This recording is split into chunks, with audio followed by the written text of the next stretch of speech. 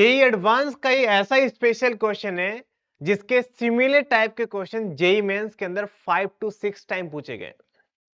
तो ध्यान से सुनिएगा, जो भी बच्चे जेई की तैयारी कर रहे हैं इस क्वेश्चन को स्किप करने की गलती मत करिएगा।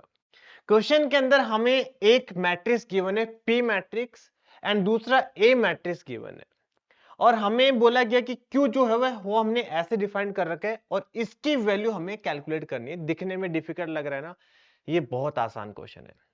तो इस क्वेश्चन के अंदर हमें क्यू की पावर 2005 निकालनी है। तो हम एक काम करते हैं, सबसे पहले क्यू स्क्वायर निकालते हैं।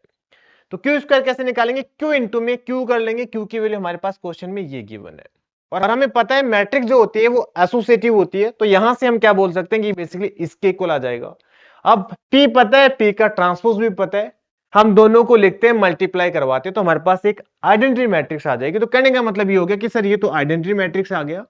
तो जो क्यू स्क्वायर है वो बेसिकली P इंटू में ए स्क्वायर P के ट्रांसपोज के इक्वल आ गया। तो यहां से हम क्या बोल सकते हैं कि अगर आप Q की पावर n करोगे तो वो बेसिकली P इंटू में A की पावर n P के ट्रांसपोज के इक्वल आ जाएगा।